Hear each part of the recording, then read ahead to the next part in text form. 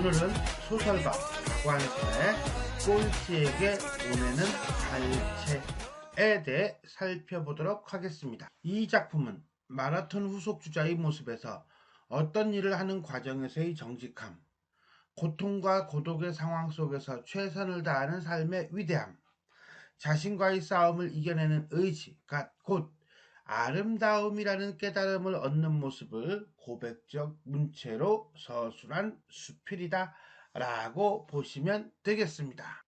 자, 그러면 우리가 이제는 한번 구절구절 살펴볼까요? 가끔 별난 충동을 느낄 때가 있다. 잠깐 뭘 느껴? 별난 충동을 느낀대요. 그게 뭔데? 목청껏 소리를 지르고 손뼉을 치고 싶어하는 충동 같은 것 말이다.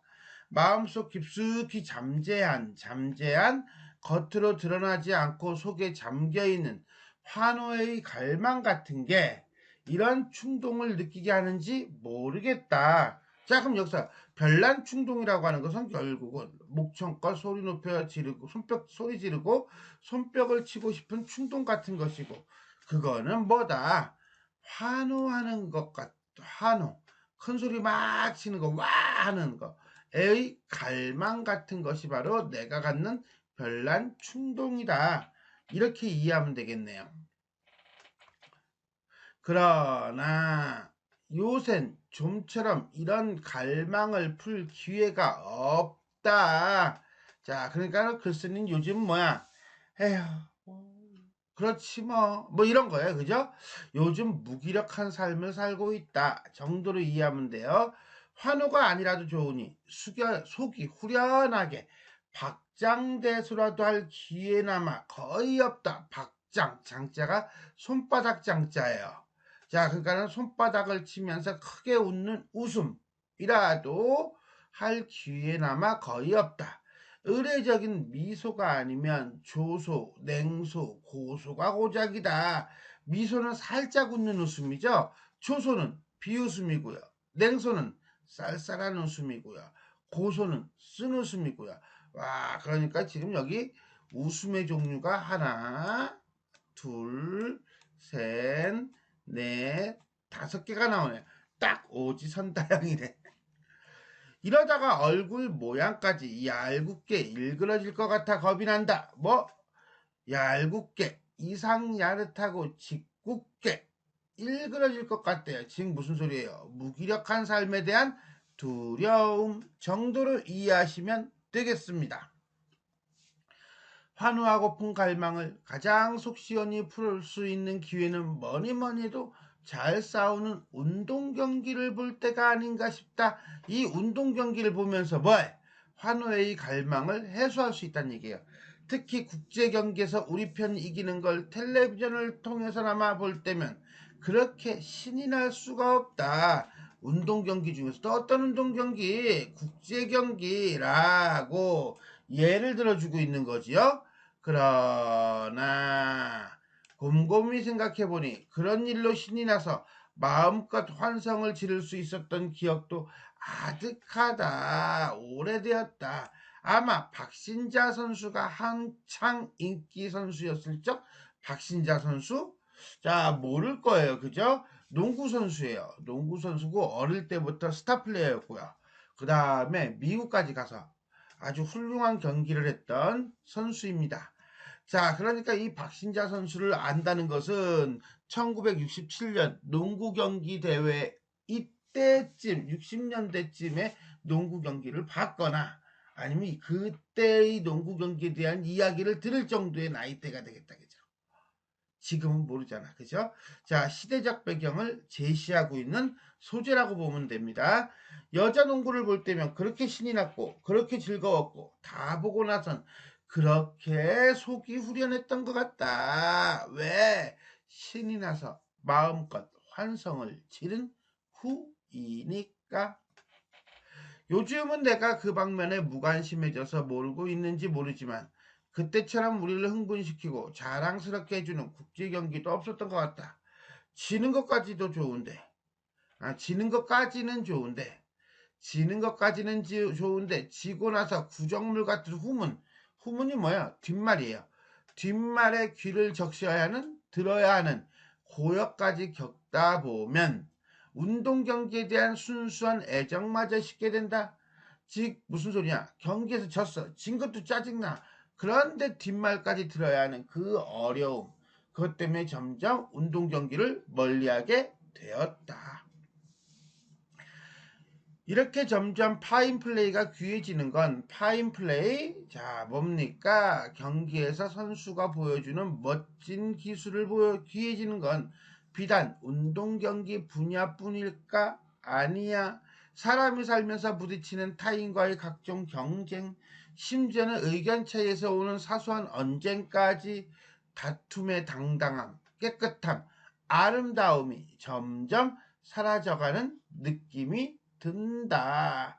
자, 다툼의 당당함, 자기 의사를 당당하게 말하고 그 다음에 지었을 때는 확실하게 인정할 수 있는 모습, 그런 것들이 점점 줄어든다. 그래서 아무리 눈에 불을 밝히고 찾아도 내부에 가둔 환호와 갈채의 충동을 발산할 고장을 못 찾는지도 모르겠다. 자, 운동 경기에서 이제는 일반인들의 어떤 사회생활까지 확장시키면서 뭘 얘기하고 있는 거예요? 그렇죠. 공정하고 당당한 경쟁이 사라져가는 현실에 대한 안타까움을 이야기하고 있다. 라고 보시면 되겠습니다. 자, 여기까지 처음 부분입니다. 환호와 갈채를 발산할 일이 없는 현실에 대한 안타까움. 자, 우리 글쓴이가 처한 상황과 심정을 잠깐 봅시다. 이 글은 수필이니까요. 상황은 어때요? 그렇죠. 흥분시킬 수 있는, 자랑스럽게 여길 수 있는 국제 경기가 없어요. 그 다음에 각종 경기에서 파인플레이가 사라지고 있어요. 그래서 글쓴이 심정은 어떻습니까? 환호와 갈채의 충동을 발산할 곳을 찾지 못해서 안타까워하고 있다. 라고 보시면 되겠네요. 자, 그럼 중간 부분 갈까요? 요전에 시내에 나갔다가 집에 돌아온 때 일이다 라고 하는 거 보니까 구체적인 경험을 예로 들고 있네요. 집을 다 와서 버스가 정류장 못 미쳐 서서 도무지 움직이지를 않았다. 고장인가 했더니 그게 아닌 모양이었다. 앞에도 여러 대의 버스가 밀려 있었고 버스뿐만 아니라 모든 문제가 발생했네. 그죠? 어떤 일이 있는 거예요. 그죠? 땅에 붙어버린 듯 꼼짝을 못하고 있었다. 그러니까는 지금 이게 차 자체의 문제는 아니야. 어떤 외부적인 사건이 일어났던 거야. 뒤에 내용을 보니까요. 뭡니까? 했더니 마라톤 대회가 열리고 있었던 거예요. 그래서 교통이 차단된 그런 상태였다라고 보시면 됩니다. 나는 그날 아침부터 괜히 걷잡을 수 없이 우울해 있었다. 그래서 버스가 정거장도 아닌데 서 있다는 사실을 참을 수가 없었다. 성격 참 급하네요. 언제까지 이러고 있을 거예요? 나는 부끄럽게도 지금 생각하니까 부끄러운 거죠. 그 당시에는 부끄러운 줄 몰랐을 거예요. 그러니까 반성적 태도가 되겠습니다. 안내양에게 짜증을 부렸다. 자, 이 안내양, 버스 안내양. 자, 버스 안내양은 1970년대, 60년대 그때까지 계속 있었어요. 결국은 시대적 배경을 드러내는 소재이다. 지금은 버스 안내양이 없죠. 마치 보잘것없는 소녀의 심술에 의해서 이 거리의 온갖 차량이 땅에 붙어버리기라도 했다는 듯이. 그러나 안내양은 탓하지 않고 왜 나한테 그래요? 뭐 이러면서 12조로 말하지 않고 시들하게 말했다. 대수롭지 않게 말했다. 아마 마라톤이 끝날 때까진 못 가려나 봐요. 아하! 여기서 버스가 안 가는 이유가 나오는 거지요. 뭐라고? 마라톤 경기예요. 뭐? 마라톤? 뭐? 마라톤? 야! 이거 한바탕 갈망이야. 뭐 환호하고 싶은 갈망을 해소할 수 있을까? 라는 글쓴이의 뭐가 나타나? 기대감 발표 요거. 그러니까 저 앞 고대에서 신설동으로 나오는 삼거리쯤에서 교통이 차단된 모양이고 그 삼거리를 마라톤 선두주자가 달려오리라. 앞에 있는 1등 그룹이 달려오리라. 얘네들은 환호와 갈채의 대상들이죠. 1등이잖아요. 막 박수 쳐줘야죠. 마라톤의 선두주자. 생각만 해도 우울하게 죽어있던 내 온몸의 세포가 진저리를 치며 이거죠? 생생하게 살아나는 것 같았다. 즉 뭐야, 환호할 수 있는 기회가 생긴 것에 대해서 너무너무 좋아하고 있는 거예요. 그래서 그 선두주자를 꼭 보고 싶었다. 아니, 꼭 봐야만 했다. 꼭 봐야만 할 정도까지인가 싶기는 한데 의지를 보여주고 있고요. 이것은 마라톤 승리자를 통해서 감동을 느끼고 싶은 심리가 드러나고 있다라고 보시면 돼요. 나는 차비를 내고 내려달라고 했다. 정거장 아닌데? 성격 급해요. 그죠? 보고 싶은 마음이에요. 안내양은 정류장이 아니기 때문에 안 된다고 했다. 당연하죠. 나는 마음이 급한 김에 어느 틈에 안내양에게 시비를 걸고 있었다. 정류장이 아니기 때문에 못 내려주겠다고? 그럼 정류장도 아닌데 왜 서 있니? 어? 왜 섰어? 억지죠, 이거는. 그죠? 자, 글쓴이의 직설적 성격이 드러나고 있다. 이 아주머니가 정말. 안내양은 나를 험상궂게 째려보더니 획 돌아서서 바깥을 내다보며 상대도 안 했다. 그래도 나는 선두를 달려오는 마라토너를 보고 싶다는 갈망을 단념할 수가 없었다. 나는 짐짓 일부러 발을 동동거리며 다시 안내양의 어깨를 쳤다는 것은 툭툭툭툭 치면서 부른 거죠. 그만큼 보고 싶은 거예요. 간절함이고요.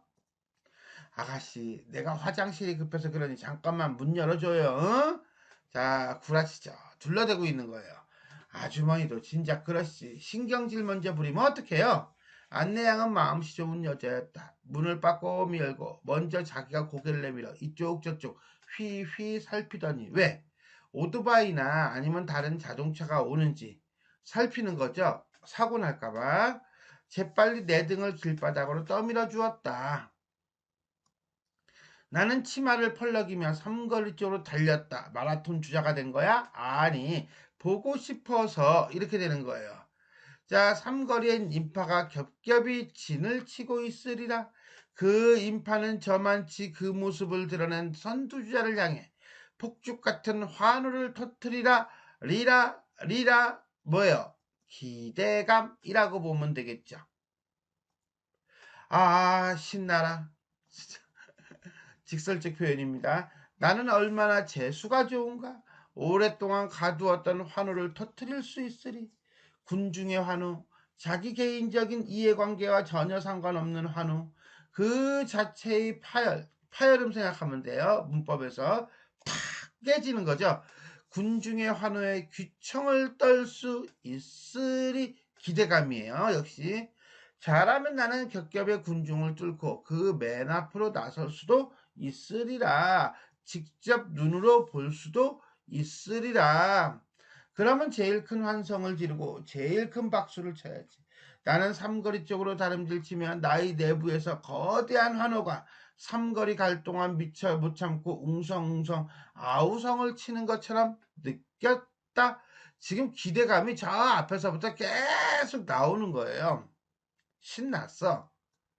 그러나 숨을 헐떡이며 당도한 도착한 삼거리에는 군중이 없었다. 뭐야 이거? 끝난 거야? 끝났는데 왜 안 가 그러면? 끝났으면 가야지. 말이 안 되잖아 이거는.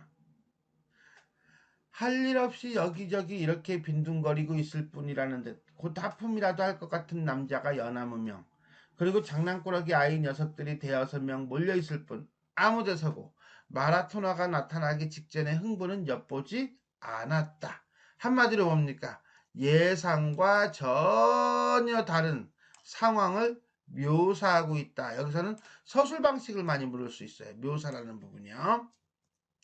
그러나 호루라기를 입에 든 순경은 차량의 통행을 금하고 있었다. 라고 하는 것은 아직 끝나지는 않았다는 거. 선두주자는 이미 지나갔고, 그 다음에 뒤에 오는 마라토너들이 아직 안 온 거군요. 세 갈래 길에서 밀리고 밀린 채 기다리다 지친 차량들이 짜증스러운 듯 부릉부릉 이상한 소리를 내며 바퀴를 조금씩 들먹이는 게 곧 삼거리의 중심을 향해 맹렬히 돌진할 것처럼 보이고, 그럴 때마다 순경은 날카롭게 호루라기를 불어댔다.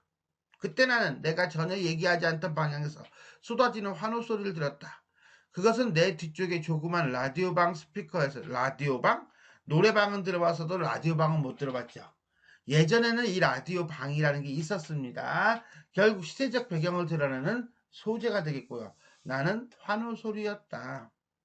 선두주자가 드디어 결승점 전방 10m, 5m, 4m, 3m 골이 벌써 도착했네.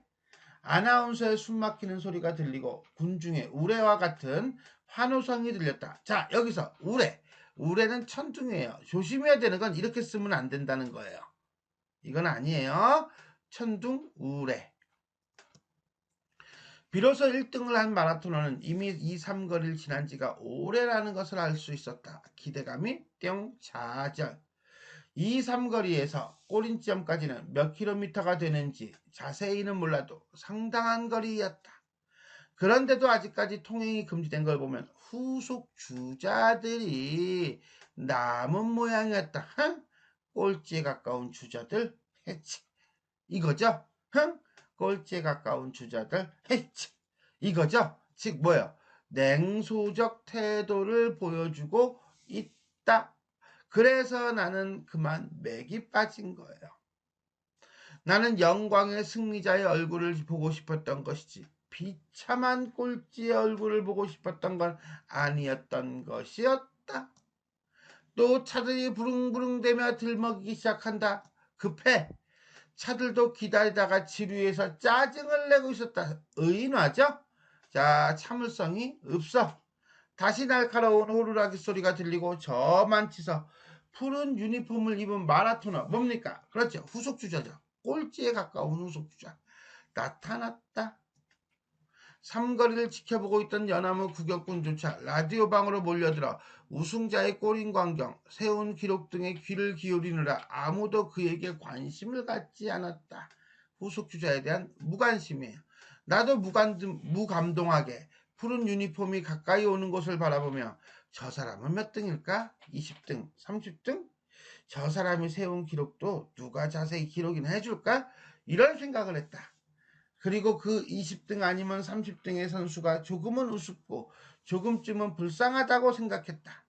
푸른 마라토너가 점점 나와 가까워졌다. 드디어 나는 그의 표정을 볼 수가 있었다. 그리고 느낌이 달라진 거예요. 꼴찌에 대한 인식이 달라진 거죠. 자, 여기까지 중간 부분 되겠습니다. 마라토너 선두주자를 보기 위해 갔던 곳에서 꼴찌에 가까운 후속 주자를 봅니다. 자, 글쓴이의 심리가 변화하는 과정을 시간의 흐름에 따라서 쭉 보여주고 있는데, 자, 버스가 움직이지 않고 서 있어요. 그래서 안내양에게 짜증을 내요. 야이씨, 마라토너가 열리는 것을 알게 돼요. 그래서 오우, 온몸의 세포가 살아나는 느낌을 받으며 기대감을 갖죠. 그러다 선두 주자가 이미 지났음을 알아요. 그래서 뭐합니까? 맥이 빠지고 실망을 해요.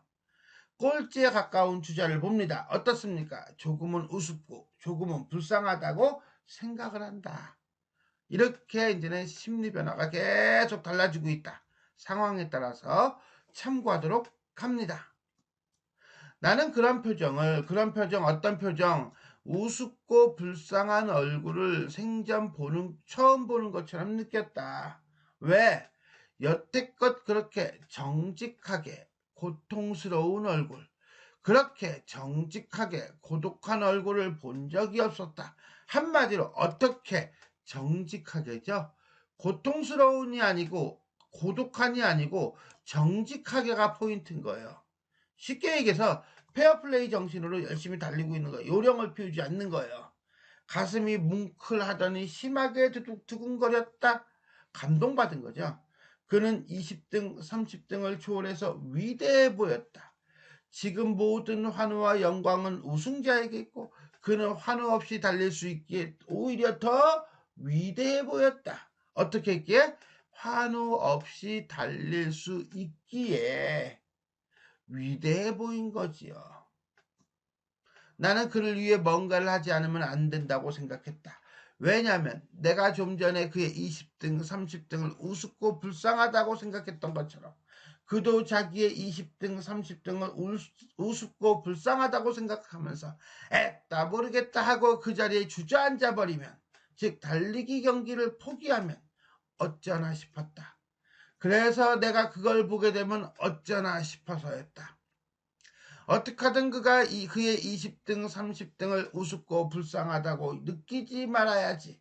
느끼기만 하면 당장 주저앉게 돼 있다.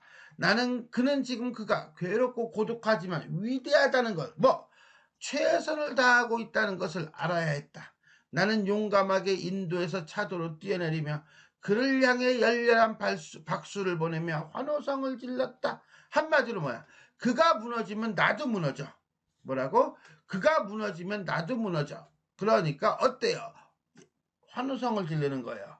즉 연대감이 형성되고 있는 모습이라고 보면 돼요. 나는 그가 주저앉는 것을 보면 안 되었다. 나는 그가 주저앉는 것을 봄으로써 내가 주저앉고 말 듯한 어떤 미신적인 연대감마저 느끼며 실로 열렬하고도 우렁찬 환영을 했다. 한마디로 뭡니까? 마라토너와 자기 자신을 동일시하고 있다라고 보면 되겠죠. 내 고독한 환호에 딴 사람들도 합세해 주었다. 푸른 마라토너 뒤에도 또 그 뒤에도 주자는 잇따랐다. 꼴찌 주자까지를 그렇게 열렬하게 성원하고 나니 손바닥이 붉게 부풀어 올랐다라고 하는 거 보니까 진짜 진심을 다해서 열렬하게 성원하고 우렁차게 성원했음을 알 수가 있어요. 그러나 뜻밖의 장소에서 환호하고픈 오랜 갈망을 마음껏 풀 수 있었던 내 몸은 날듯이 가벼웠다. 이렇게 환호함으로써 얻은 결과죠. 그전까지만 해도 나는 마라톤이란 매력이 없는 우직한 스포츠라고밖에 생각을 안 했었다. 그러나 앞으로 그것을 좀 더 좋아하게 될 것만 같다. 그것이 조금도 속임수가 용납이 안 되는 어떤 운동, 정직한 운동이기 때문에 또 끝까지 달려서 꼴이 난 꼴찌 주자도 좋아하게 될 것만 같다. 그 무서운 고통과 고독, 뭡니까? 꼴찌임에도 불구하고 달려야 하는 괴로움, 즉 꼴찌 주자가 가지고 있는 위대함을 이긴 의지력 때문에 마라톤에 대한 인식이 변한 글쓴이의 모습을 보여주고 있습니다. 나는 아직까지 그 무서운 고통과 고독의 참뜻을 알고 있지는 못하다. 왜 그들이 그들의 체력으로 할 수 있는 하고 많은 일들 중에서 그 일을 택했을까 의아스럽기도 하다. 그러나 그날 내가 20등 30등에서 꼴찌 주자에게까지 보낸 열심스러운 박수갈채는 몇 년 전 박신자 선수한테 보낸 환호만큼이나 신나는 것이었고 더 깊이 감동스러운 것이었고 더 육친의 즉 가족과 같은 애정 같은 것이었고 전혀 새로운 기쁨과 즐거움을 동반한 것이었다. 이게 바로 내가 꼴찌에게 보낸 박수, 환호성의 성격이라고 보면 돼요. 그것은 바로 뭡니까? 최선을 다하며 사는 삶의 위대함이죠. 자, 여기까지가 박완서의 꼴찌에게 보내는 갈채 끝부분 되겠습니다. 꼴찌 주자에게 환호와 갈채를 보냄 이라고 하면서 내용을 끝맺네요. 자, 그러면 전체를 한번 정리해 볼까요? 수필이고요. 교훈적, 사색적, 체험적이다. 처음, 중간, 끝 3단 구성이다. 자신과의 싸움을 이겨내는 강한 의지와 최선을 다하는 삶의 위대함이 드러나고 있다. 일상적 체험 속에서 터득한 깨달음이 드러나고 있다. 라고 보시면 되겠습니다. 자, 특징 하나만 간단하게 살필게요. 요전에 시내에 나갔다가 집에 돌아온 때이다. 구체적 경험임을 알려주죠. 그러나 버스 안내양은 시들하게 말했다. 아마 마라톤이 끝날 때까지 못 가려나 봐요. 마라톤? 여태껏 그렇게 정직하게 고통스러운 얼굴을, 그렇게 정직하게 고독한 얼굴을 나는 본 적이 없다. 그것이 조금도 속임수가 용납이 안 되는 정직한 운동이기 때문에 또 끝까지 달려서 꼴이 난 꼴찌 주자도 좋아하게 될 것이다. 왜? 그 무서운 고통과 고독을 이긴 의지력 때문에. 자, 글쓴이는 고통과 고독을 이겨내고 아무런 환호도 없이 포기하지 않고 달리는 꼴찌에 가까운 주자의 모습에서 감동을 받은 경험을 고백적인 문체로 서술하고 있습니다. 그리고 최선을 다하는 삶의 위대한 자기 자신과의 싸움을 이겨내는 의지, 정직하게 고통과 고독을 이겨내는 모습이 갖고 있는 아름다움이라는 깨달음을 얻습니다. 라고 보시면 돼요. 자, 그런 점에서 본다면 우리는 꼴찌에게 보내는 갈채라고 하는 제목, 이 제목이 그냥 평범한 제목은 아니었네요. 자, 꼴찌에 대한 심리 변화를 통해서 글쓴이는 꼴찌의 모습을 매우 위대하다고 느껴요. 그리고 그들에게 열렬한 박수를 보내며 환성을 드립니다. 따라서 이 꼴찌에게 보내는 갈채라고 하는 제목은 환호가 없어도 끝까지 최선을 다하는 꼴찌들의 위대함에 대한 격려이다 라고 보시면 되겠습니다. 자, 지금까지 우리는 소설가 박완서의 꼴찌에게 보내는 갈채에 대해 살펴보았습니다. 지금까지 내용이 도움이 되셨다면 좋아요와 구독 버튼 눌러주시고요. 알람 설정 부탁드리겠습니다. 수고하셨습니다.